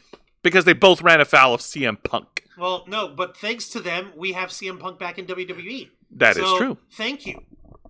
All right. Thank you, Hangman. Thank you, Jungle Jackoff. Now, before we get to reviewing this week's edition of TNA Impact, we do have a few honorable mentions to throw out there. Honorable mention number 1 we have is one of the matches that happened in Ring of Honor's Death Before Dishonor. And Juan and I, we talked about this, and we have our disagreements, but I don't give a shit because I fucking enjoyed it for a couple reasons. It's the first ever women's Texas death match between Diamante and Layla Hirsch. They fucking brawled it out with a lot of weapons. There was a lot of blood. Diamante brought out a fucking chancla that had thumbtacks at the bottom of it, and that was so funny. And it was so brutal. Of course, Layla Hirsch got the win, but Diamante was a tough fighter, and I'm always going to support Diamante. She's one of the wrestlers I follow on Twitter, so represent. Yay, that's always nice. Yep, that is honorable mention number 1. And honorable mention number 2 is, of course, a loaded one, because this doesn't involve not just one wrestler, but several wrestlers that showed up at GCW's Bloodsport 11. Yeah, Josh Barnett's Bloodsport 11. Yeah, okay. Yep, their mixed martial arts, their mixed martial arts style wrestling style pay-per-view event. Yeah, they had a bunch of WWE and TNA stars show up on Bloodsport. Mike Bailey got his chance to shine. So did Masha Slamovich and Jody Threat. They brawled it out against each other. We also got some stars from WWE. We got the Creed brothers. Brutus and Julius Creed won their singles matches. Shayna Baszler got to fight against the pink striker Miyu Yamashima, which is awesome. Charlie Dempsey was also fighting in Bloodsport, and appearing after the main event match was the former WWE superstar Montel Vontavious Porter, MVP, who showed up and challenged Josh Barnett, and he said that he will no longer be under contract of the company whose name he is not allowed to say. Which, come on, let's say WWE. What do you mean you're not allowed to say? Whatever, man. I love it because, damn, man, all the WWE and TNA guys got a chance to shine. That's awesome. And dang, man, it sucks because it sucks that I'm not going to be able to see MVP anymore. But then, like, what else can we do with him? Like, last time I saw him, he was managing Omos. No, wasn't he part of the Hurt Business? He was till they broke him up for no reason. Yeah, no, MVP, in one of his recent interviews, like, MVP mentioned that apparently, like, Triple H fucking ruined the Hurt Business for them, and the storyline that they have for the Bloodline, they were gonna give it to the Hurt Business. But, fuck. What the fuck, man? I know. Could you imagine what weird of a timeline it would have been if the Hurt Business was, like, featured in main event spots with all this shit? Like, I just feel bad, man, especially for Bobby Lashley. Like, I feel like Bobby Lashley wasn't given the respect he was owed that he worked for. And he's almighty and shit. What the hell? Exactly. Now, that being said, honorable mentions are done. Let's go ahead and review this week's edition of TNA Impact. Yay, so TNA are still hanging around in Montreal. I think they missed their flight. Yeah, no. They got screwed out of their own flight. How crazy is that? I'm joking. Now, we open up TNA Impact with a 6-man tag match, player. Again? Holla, holla, holla. What the fuck? Best things come in threes. As the Rascals go up against the team of Trent Seven, the Time Splitter Kushida, and the TNA X Division champion, Mike Bailey. So Speedball, Mustache Mountain and Kushida. That's right. And this was a fun tag match, and yeah, the Rascals were all dressed up in their gear, paying tribute to Buzz Lightyear from Toy Story. Buzz Lightyear of Star Command. The fuck? Yeah. To Infinity and Beyond? To Infinity and Beyond. that was so weird. That's so weird, but it was a good choice, and it was a fun X Division match. We got a lot of the folks hitting their spots. It was a lot of flippy stuff from the Rascals, lots of high-flying moves from all around. Everyone got a chance to shine. It was a great opening match to start things off for TNA Impact. And to build up momentum for the Rascals heading into the Great American Bash next week, the Rascals were able to get the win over Trent Seven, Mike Bailey, and Kushida. They won the opening match, and like I said, they're building their momentum because on night 2 of the Great American Bash, Zachary Wentz and Wesley will be challenging Axiom and Nathan Frazier for the NXT tag titles. Oh shit, seriously? That's right. Oh shit. Oh shit indeed. MSK is back, baby. Oh shit. Are we finally going to find out what MSK means? No. No? Never? What the fuck, guys? Oh, You put 3 letters together, we gotta find out. do we? Yeah? You sure? Why not? Yeah, no. Because Or is it gonna be forever a mystery? Yes. Fine, whatever. All right. I'm just gonna come up with my own freaking thing. They're the Mean Street Click with a K. There we go. Mean Street Click. I can't call them Mean Street Posse because Posse's a P.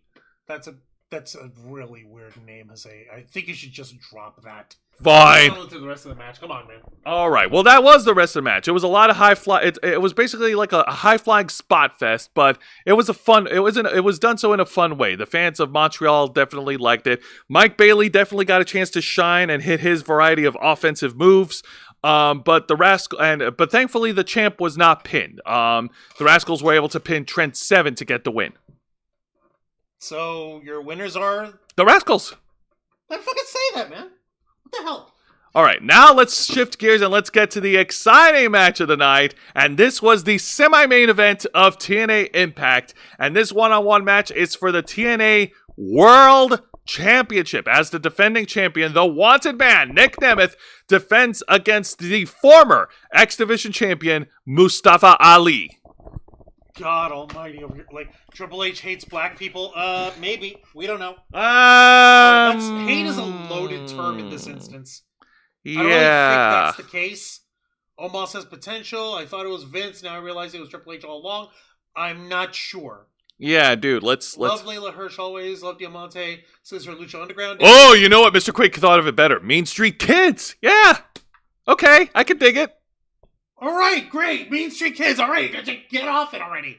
Both of you out here. All right, but anyway... It's like I'm dealing with a cloned brain cell of the same brain cell. So it's not like 2 brain cells rubbing together. They're the same brain cell being cloned because you can't get off. Both of y'all can't get off the whole thing with the MSK. What the fuck, man? I mean, doesn't it bother you? No, it doesn't bother me. Booker T being an asshole to Joe Hendry bothers me. Oh, we'll get to Joe Hendry. You need to be bothered about the right shit, man. Love Layla Hirsch always. Have loved Diamante. Since her Lucha Underground days, I'm sure Thunder Rosa was marking out any time Layla was beating on D. Yeah, probably you're right. Still, shit.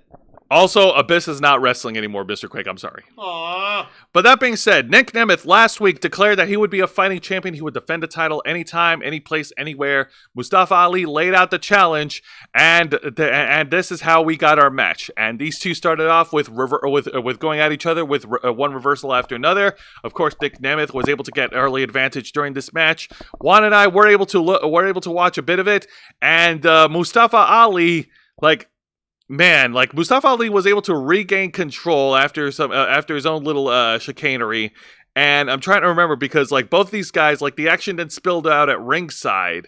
Yeah, and what do you call it? Mustafa Ali's personal guard detail, his bodyguards, his Secret Service guys, tried to jump Nick Nemeth while the referee was distracted. Exactly. Yeah, no, that happened near the end of the match, but Mustafa Ali and Nick Nemeth continued to brawl at ringside.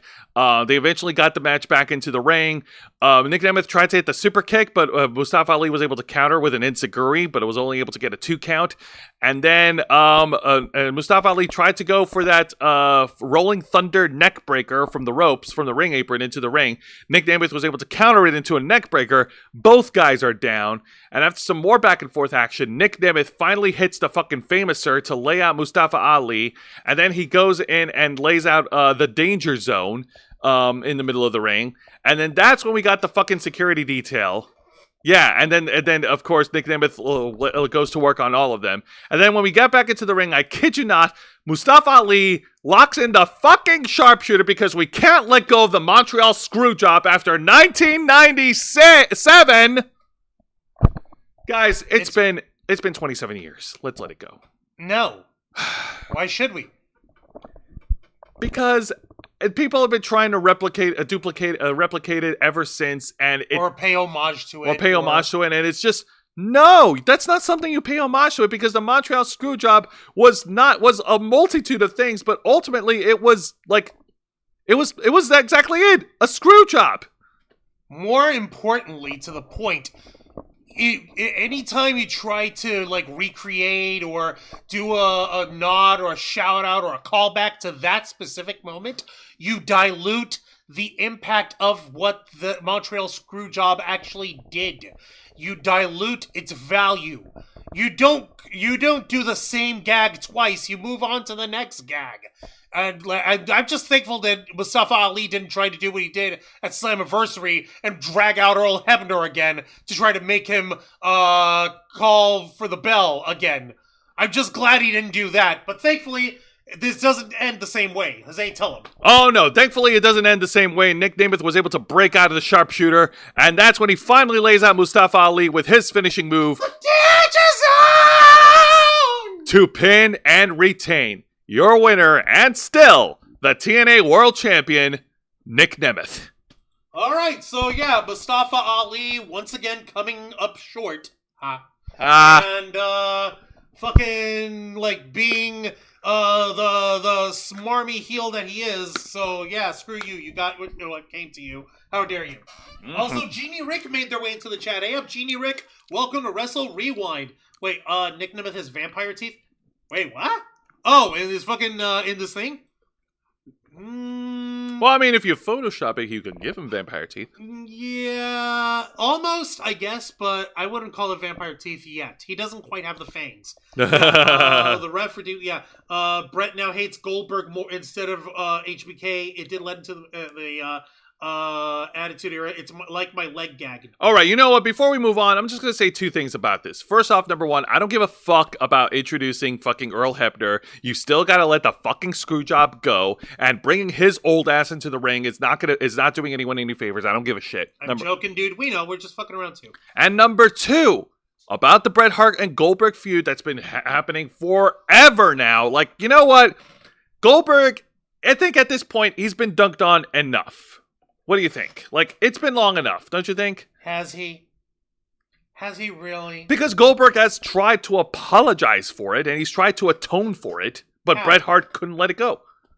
How did he try to atone for it? By just apologizing to Bret and tried to tell him, like, dude, it was an accident. It was an honest mistake. But what did he, like, other than just trying to say I'm sorry, or trying to say it was an accident, what could he do that would ever satisfy Bret Hart? I don't know. Nothing else. Like, outside of that, there's nothing else he can do. But But at the same time, like, I think at this point, like, yeah, we get it. Goldberg really fucked up Bret Hart's career. Like, they've been dunking on him for years because of that. Like, I think we're at the point where we can just try to move on. Like, Jose, listen, I'll tell you this right now. The fans will move on. Bill Goldberg will move on. History will move on. But Bret Hart holds on to fucking grudges. Bret Hart's a ornery old motherfucker. And to be perfectly fair, in my opinion, he's kind of earned the right to be an ornery old motherfucker. He's allowed to hold whatever grudge he fucking wants. At this point, if he wants to stay pissed at Goldberg, let him. I wouldn't say that it's right to hang on to that kind of pissed offness, because, you know, anger corrodes the soul and all that shit. But at the same time, what the fuck is he going to do? What's he going to say? He's fucked. You know, that little concussion caused him the fucking brain juice issues in Bret that had him be forced to retire. You know, it's a Canadian thing, I guess. Yeah, kinda. Maybe it's a Canadian thing. Maybe it's a, hey, I'm an old school work ethic guy thing, and, you know, this is how we did things in my day. You know, doing 5 miles in the snow or whatever. I don't know. Maybe it is a generational thing. Maybe it is a geographical thing. But, you know, like, we're not his daddy. We're not his wife. We're not his brother. We're not anybody in his life who could tell him, like, hey, buddy, look, maybe you should let this shit drop. You're like, people still love and respect you. People are still gonna like Bill Goldberg. There's no getting around that. Just make peace with the type of iconic career that you have, and just live in the gratitude of that. I'm just saying, if he was able to forgive Shawn Michaels and forgive Vince McMahon years later in 2010, I think in time Bret Hart can finally let go of the shit with Goldberg. Okay. 1997 to 2010. That was 13 years. Yes. Whereas opposed to 1999, the end of 1999 till present day. 24 years. It's not happening anytime soon, Jose. All right, fair enough. All right, well, let's go ahead and move on to the exciting segment because, hey, you know what? He's a guy so nice, we're going to talk about him twice. Say his name and he appears. I believe in Joe Hendry. Yay! Okay, so we got a talkie segment with Joe Hendry. That's right. Joe Hendry is cuts a video promo backstage, and he is fired up. He talks about how how he's got some folks who are coming after him because the people believe in him and not them. On how Moose was feuding with him for a while, and yet he was able to silence the doubters and eliminate him at Slammiversary. On how Josh Alexander took Joe Hendry to Dick Kick City and disrespected him because the fans were believing in Joe Hendry, and how Gallus, those bastards, ruined his NXT Great American Bash concert because the fans believed in Joe Hendry. Joe Hendry, he is not a pushover. He made that very clear in his video package. He made it perfectly clear that he's been working hard at this, and that he's been and that he will bounce back, and that he will and not only make the fans believe. Get the fans to believe, but he'll also make his opponents believe in Joe Hendry. While also hyping up his match against Joe Coffey next week at the Great American Bash. Yeah! Yay! So, okay, pretty good promo segment. Can't help it. Pretty good promo segment, and a good way for him to rebound from the fucking disaster of the concert. Right, exactly. No notes, no issues. Let me see here. Vicente, Prime Vader stiffing the shit out of Goldberg would have been so fun. Right? Oh! Right? Let's Vader's being so stiff that fucking Shawn Michaels threw himself a titty attack and got Vader thrown out of WWF back in the day. I remember that shit. Yeah. Scott Steiner forgive Triple H and Vince. Did he? Really? I'll have to read up on that. Yeah, we'll have to read up on that. Definitely, yep, Joe Hendry with John Tash. I believe in myself and Joe Hendry. He said ass instead of arse. Well, let it. Yeah, it's fine. There's nothing. Joe Hendry could get away with whatever he wants. He's a multinational conglomeration of inspiration, man. Yeah, he certainly is. All right, now let's move on to the match of the night with a loaded stacked card from TNA Impact. The good news is it was not another 6-person tag match. It was just a one-on-one. We already had the other 6-person tag match. That was the opening match. But it was fun. Every one of these shows had a 6-man tag. What the shit, Starscream? Listen, Juan, like I said, the best things come in threes. Then why are there fucking 18? Oh yeah, that's right. 3 times 6. Yeah. Yeah. 18 fucking people. What the fuck?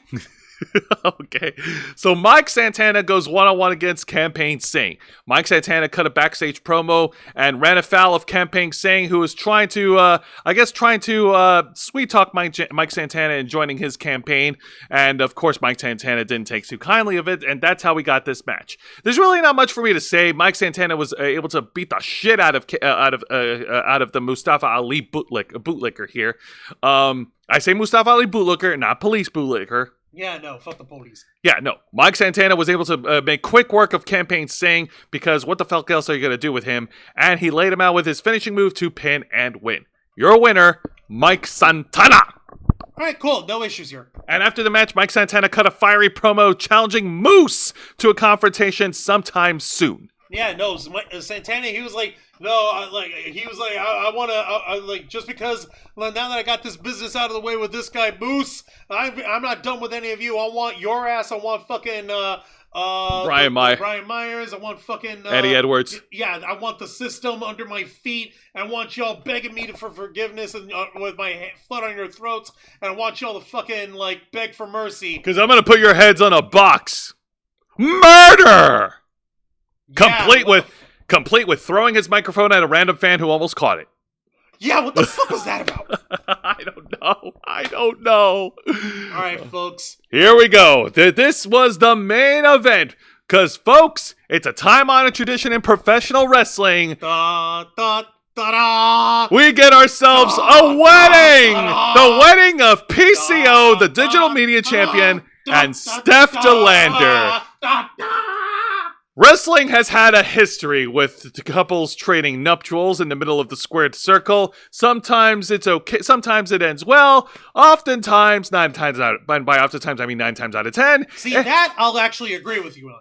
It ends in complete disaster. Sometimes you even get a Pier 6 Brawl! Pier 6 Brawl! Pier 6 Brawl! No, we didn't get one this time, though. No, but this was still an awesome, fun, unholy wedding. And it was, of course, officiated by the TNA Director of Authority, Santino Marella. Now, Jose and I last week, when we talked about the wedding itself being announced, we were like, okay, this has to be freaking, the ceremony has to be done by the Sinister Minister, but the way that Santino Marella delivered the ceremony was goofy, but fitting goofy. It was fitting goofy. And you know what? Let's go ahead and bring out the folks who actually joined the wedding as well, because it wasn't just a married couple. First, we got the best man, which is the former ECW World Champion, the Man Beast Rhino, and look at him, he's even wearing a tie. Isn't that sweet? He washed his hair and he's wearing a tie. And joining the wedding is the maid of honor, Zaya Brookside. Look, seriously, Zaya looks. She looks adorable. She's so happy to be there. She is so happy to be in this. And okay, so PCO, he fucking got wheeled out to the stage, on an electric chair, and when they hit the lights, he stood up and he walked down to the ring on his own. Freaking. So classic PCO style. Classic PCO style. And then we get the bride. Procession of the bride. The procession of the bride. Steph DeLander being accompanied by. That's a mutated rat with a mullet. I'm sorry, who the fuck are you? I don't know. This guy looks like a fucking mutated rat with a mullet. Okay, honey, that cannot be your dad. It's not her dad. What's his face? Rainwald was fucking saying in the background, saying we do need to inform the audience that unfortunately, Steph DeLander's family could not attend the ceremony. Just all nice and quietly and shit. But I'm still worried, who the fuck is this weird rat mutant vampire guy with his forehead freaking having painted on hairline? Look at that. You see the actual hairline, and then you see this black triangle on his fucking forehead. Yeah, I'm like, no. Matthew Raywall, Tom Hannafan, you don't get to omit this. You need to tell us what the fuck that guy is. What are you? That is a mystery. That's the real mystery. I take back the shit with MSK. That's the real mystery. Yeah, who the fuck is this guy? Who the fuck is he that he fucking just coming to walk out the bride? I legit don't get it. I don't. Who are you? He looks like a fucking scare actor. Are you related to Steph DeLander? Are you a dude at a biker bar that she picked up for $20? For a second, I thought this guy was gonna vomit black goo or something. No, that's Jonathan Gresham's gimmick. Oh yeah, that's true. But that still looks weird. Yeah, no, it looks. What are you doing? Too fucking weird. I don't know. Okay. So getting back to the wedding, so Steph DeLander and PCO were able to exchange their vows. Steph DeLander exchanged her vows, and her vows had a lot of silly jokes of I will never complain about the electric bill being too high. I love that. He's a Frankenstein. Yeah. And it was full of other gags and silly jokes. I don't remember. And fucking with PCOs, he reads his vows and he says, "To my bride." To my bride.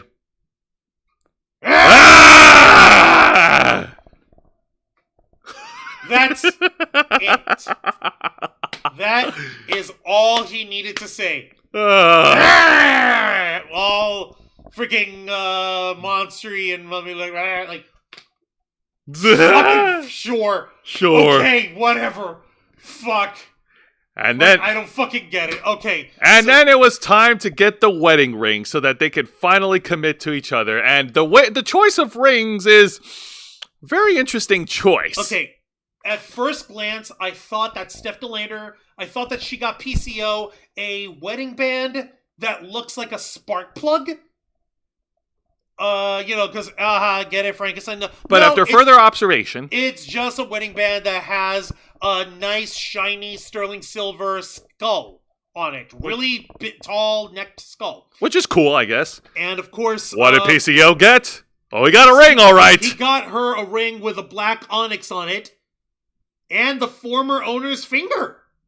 How touching? How intimate. This isn't fucking terrifying at all. This doesn't remind me of that gag from Beetlejuice at all. Where he fucking pulls out the fucking ring with the finger still on it. Okay, but...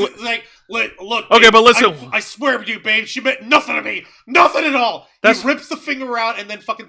Well, that's what I was going to say, Juancho. You show some respect, because that woman didn't mean anything to PCO, okay?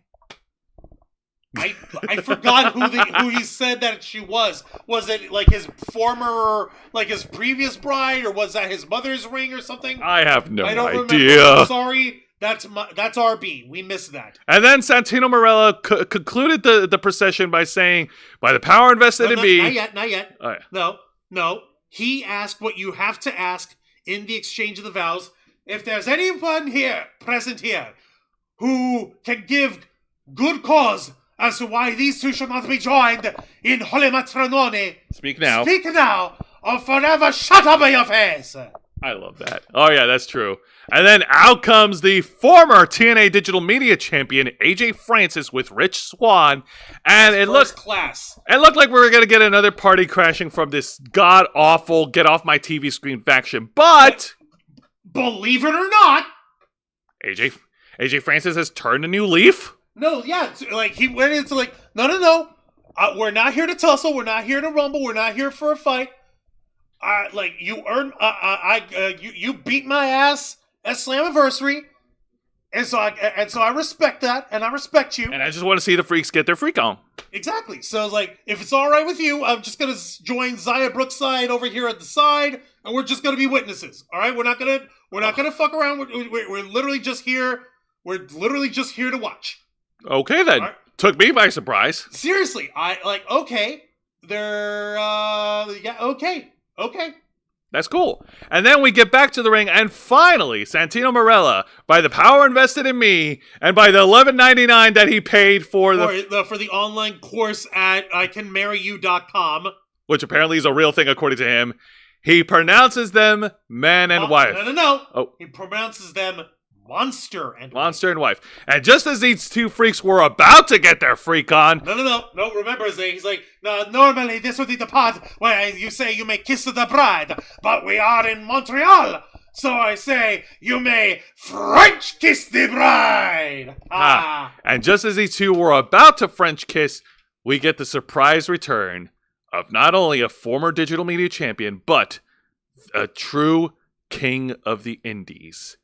You may call him a deathmatch king, hailing from Long Island. A man who is always ready. And, of course, one of Juan's personal favorites, Matt Cardona.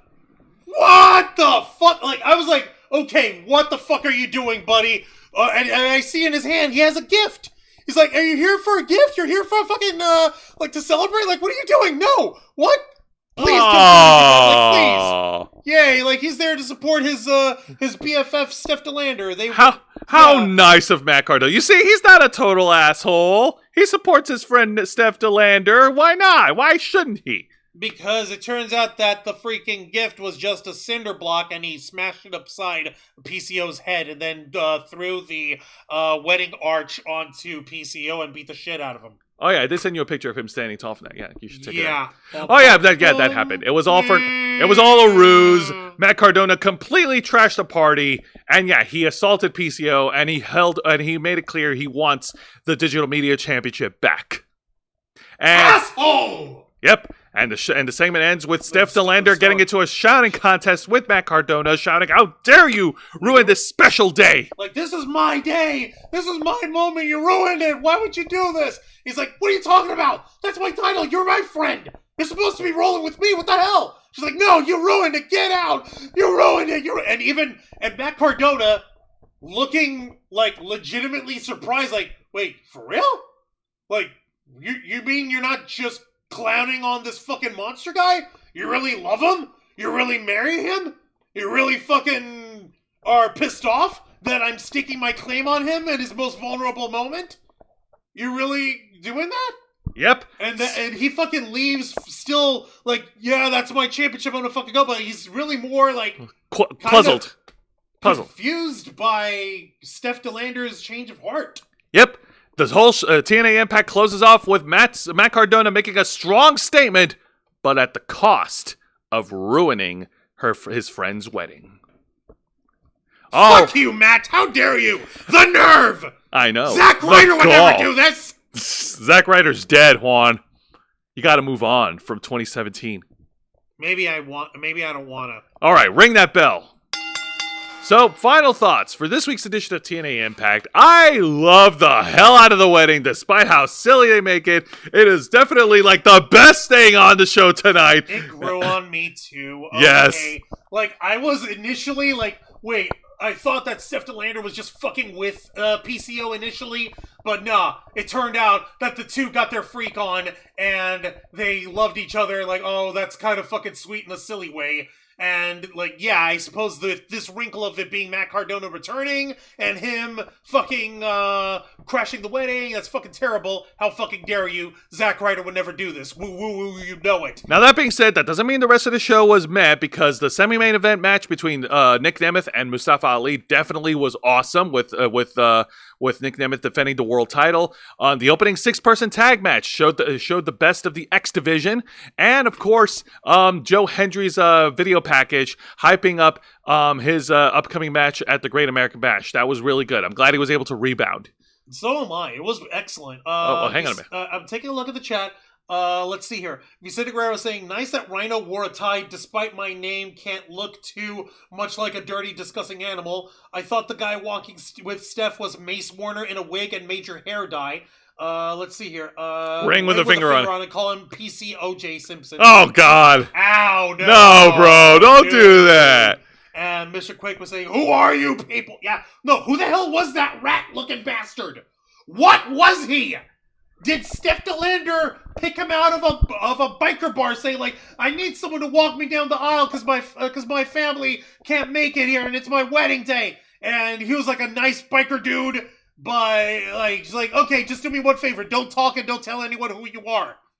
Also, Matthew Corbett showed up at the end. He's saying hello and had in the background the whole time. We appreciate it. Thank you. Yay! And he's calling him Mid Cardona. Oh no! How dare you? You besmirch the Deathmatch King. You besmirch the King of the Indies. You're gonna pay for it so badly. No, that was a dick move on Matt Cardona's part. How fucking dare he? He ruined his friend's most special day. It was a dick move, but you know what? It's adding a little bit more attention to the digital media title, and with a guy like Matt Cardona, it's definitely the right move. Now, that being said, this week's edition of AEW Dynamite, I take back what I said, Juancho. MJF is not the only person carrying AEW, because so is Darby Allin. And there's a reason why. Darby Allin is trying to break his spine by carrying things? Listen to me. These two have something in common. You know what it is? What?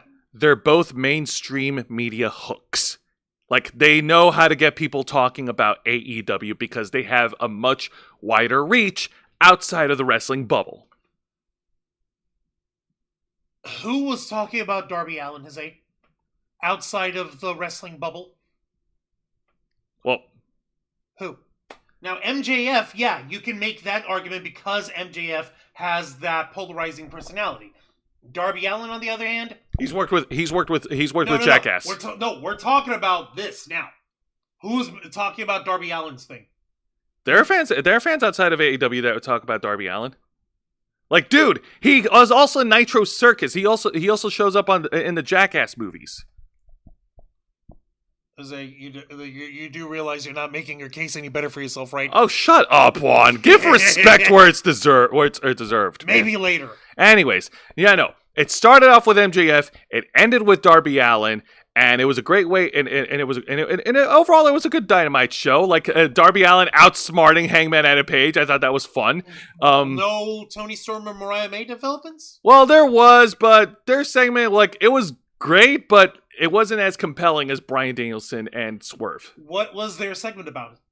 If you could at least. Okay, basically, fine. To sum it up, it was a backstage interview with Renee Paquette, who could barely get a question in on Mariah May because Mariah May tried to shut it down. She basically, like, said the same shit that she said in her first heel segment of why she turned on Tony Storm. Like, it was basically that. And then Tony Storm showed up on the stage, and she got all psycho and saying that she that Mariah May made one little mistake, and she didn't cut her bloody head off, and she's just gone completely unhinged. Were there people trying to hold her back and stuff? No. Okay, so what? Did Mariah run away? No, Mariah didn't. No, they were both separate. Mariah May was in the back. Tony Storm showed up on the Titantron on the stage. Got it. Okay. Yeah, but that being said, still a good show of Dynamite. I loved the Bryan Danielson promo. I thought that was really good. That was really awesome. Bryan Danielson's obviously good at delivering promos and makes people believe in him. And Will Ospreay and Lance Archer, that was also a good match as well. Can't complain about it. So, now this week's night 1 of NXT's The Great American Bash, Roxanne Perez defeating Thea Hale. Yeah, that was a fun main event. And yeah, you know what? I'm going to stop with the curse jokes for now. I'll wait till next year. And if that never changes, then you don't get to shut me up about it. Exactly. It's not a curse unless it happened thrice. Ha. Like you said. All right, fine. Comedy comes in threes, right? Now, of course, Joe Hendry's concert was also fun. It was really awesome how he tore down Booker T and Gallus. Let's see here. The opening tag match with the Unholy Union retaining the women's tag team titles. I thought that was a lot of fun. I'm always going to be a fan for Alba Fire and Isla Dawn. That was also amazing. Overall, a great show. A great week for wrestling. And on next week's edition of Wrestle Rewind, me and Juan, we will be reviewing this skiers WWE annual pay-per-view event, WWE SummerSlam in Cleveland, Ohio. The main event, of course, being Cody Rhodes defending the undisputed WWE Championship against the leader of the Bloodline, Solo Sikoa. Yep, and of course, we'll definitely be watching especially after the developments of this week on Twitter, fucking Logan Paul defending the United States Championship against L.A. Knight. Yeah! I guess we'll talk about that next week, too, because Angel really wants to see this. Yes, he does. And so do you. Mr. Quake, he didn't actually get to do Mount Everest. No. Darby Allin had to cancel because of the broken foot, remember? Yeah, that was a bummer, because that would have been cool, but still. All right, Juan, plug us away. All right, don't mind if I do. Ladies and gentlemen, boys and girls, and everybody in between, thank you very much for watching this week's live stream edition of Wrestle Rewind, hosted by Jose Casabola,